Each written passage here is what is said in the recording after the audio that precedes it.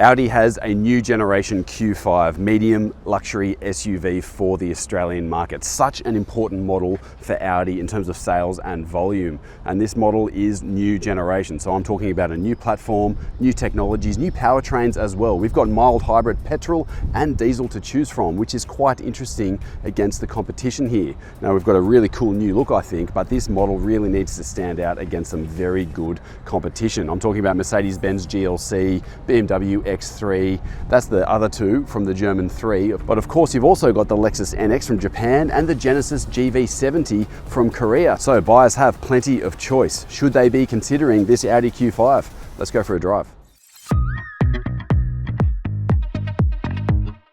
The 2025 Audi Q5 is priced from $81,000 plus on roads in Australia. That's for its most affordable petrol-powered form with front-wheel drive. This is called the Q5 TFSI. Now, it's worth noting that this model does undercut the entry-level Mercedes-Benz GLC and BMW X3 on price, but it's also worth noting that they are both all-wheel drive offerings, where this Audi is front-wheel drive. For those who want diesel and all-wheel drive, Audi does offer two other options. There is the Q5 TDI Quattro, which is priced from $87,600 plus on-road costs, while there's also the up-spec'd TDI Quattro Sport, which goes for $94,100 plus on roads. And of course, don't forget, you've got the angry Audi SQ5 in this range effectively as well, which gets a 3-litre turbocharged V6 petrol engine with 270 kilowatts and 550 Newton meters. And that is priced from $122,400 plus on-road costs.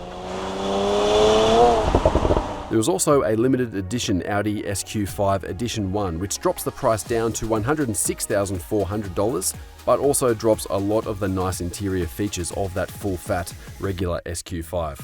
Now, in this review, we're going to focus on the regular Q5 range, but we've also got a full written review on the SQ5 at Drive.com.au.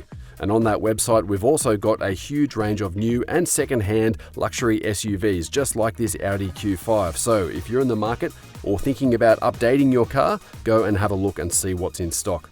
Here's the interior of the new Q5, and it's a very nice place to spend time. You've got this new set of screens here in front, big infotainment, and also the big digital cluster in front of the driver. This is the new design for a lot of Audi vehicles moving forward. We've seen this on the Q6 e-tron, for example. A really nice infotainment display, lots of technology and stuff going on here. Now, I will note that the climate controls have now moved from physical buttons to this bar down on the bottom of the screen here. It works pretty well, I think. You do have to go into a menu to adjust fan speed, but you know what, that's the way a lot of cars are going these days. Give me some physical buttons personally, but in terms of the design and the look, this does look really nice. And in terms of practicality, it works. We've got a wireless charging pad here, lots of power outlets, 2 cup holders, and a decent sized center console. Now, this wood trim here is optional. You do get a variety of different materials here depending on the trim level and what other options you pick. And you can even go for a 3rd screen here in front of the passenger, which is pretty cool if you want that absolute technology overload. But it looks good, it feels good. It's a very nice car to sit in and spend time in, as you would expect. So this is one strong advantage, I think, of the Audi Q5.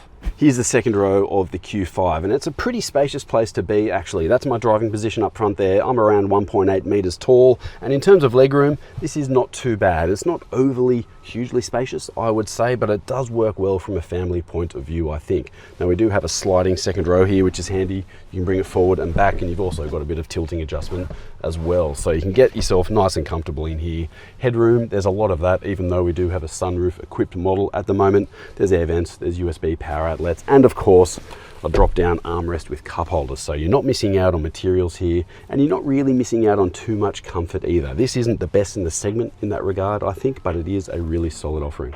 All powertrains in this new Audi Q5 range pick up mild hybrid technology, which uses a big 1.7 kilowatt hour battery and a new electric motor design, which gives outputs of 18 kilowatts and 230 Newton meters on electric power only.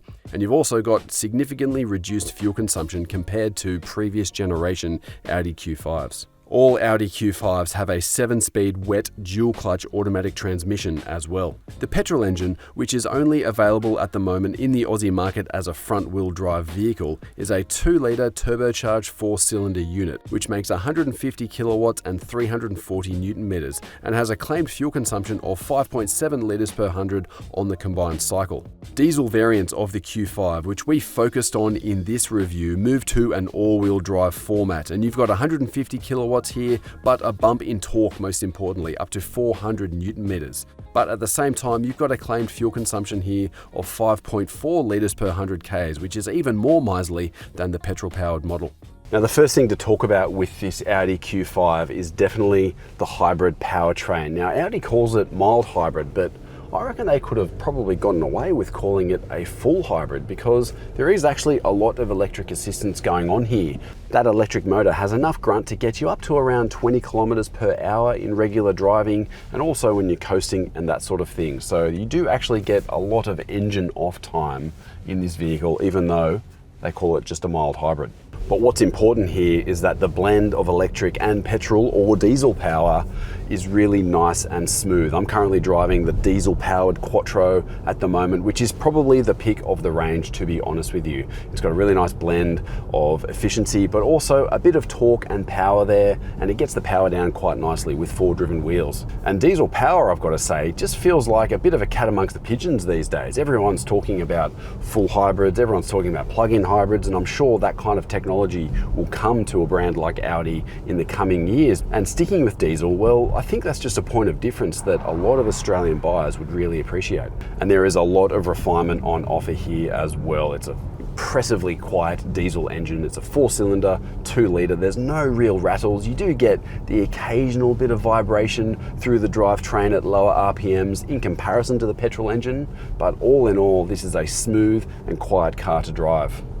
Now, you can get optional air suspension in higher grade Q5, SQ5 models, which is an expensive option and it is impressive to drive. But what we've got here at the moment is more steel springs and dampers, just regular old dampers, no active technology or anything like that. And the ride quality of this Q5, it's good. I don't think I would call it great though. You do feel a bit of what's going on underneath you across rough surfaces, wallowing roads and that sort of thing. You get a little bit of jostle coming into the cabin. That is being quite nitpicky though. This is, in isolation, a very nice vehicle to drive. You just might get a little bit more ride comfort out of something like a Lexus NX, for example, that has a bit more softness built in. But the trade-off there is, of course, the way the car drives from a handling point of view. And this Audi Q5, even in the non-sporty variants, does feel nice and sharp and well controlled. Steering has that nice neutral balance to it without feeling overly active. It is a bit sharp on turn-in. You've got good body control and you can rip this thing through the corners quite competently, I think. It's a fun car to drive, even though you don't have the SQ5 model here in terms of the even more aggressive suspension and more power. And another thing that I'm really starting to appreciate more and more these days is, even though we've got a massive suite of active safety technology in this Q5, you don't tend to notice it too much. It doesn't get in the way of your driving with beeps and bongs. It doesn't have too many false positives happen when you're driving. It does go off when it needs to go off, but it's not over egging the pudding in that regard. And I do really appreciate that, because you get a nice serene driving experience that's not being interrupted by technology. So all in all, this Audi Q5, it's quite efficient. That's impressive. I mean, I'm looking at a fuel figure of around 7.5 to 8 litres per 100 in the diesel model, which I think is quite good. And you're looking at around 9 to 9.5 with the petrol model as well. So it's pretty good. It's not the best in the segment, but it is solid. And you do get good performance and responsiveness from the powertrain at the same time. So that's a nice blend, I think. And while the ride quality might not be the best in class outright, you do get a nice driving experience overall from the powertrain, but also from the suspension and the steering. And I think that is an important thing for the Audi brand and something that a lot of buyers would appreciate. Well, there is a lot to like about this new Audi Q5. The big thing for me, I think, is the powertrain. It's smooth, it's refined, but you also get a really nice blend of performance and efficiency. And that's one advantage I think this has over the Genesis GV70, for example. I really like these OLED taillights as well, by the way, in terms of the customization. Now, on the interior, it works well from a practicality point of view. It doesn't reset any rules in terms of interior space, I think, nor the ride quality. It's good, but it's not outrageous in that regard. But this does have a good price advantage over the likes of a Mercedes-Benz GLC or a BMW X3. So this is a really solid option at a good price. There are strong advantages to be had here. So this Audi Q5 is well worth considering.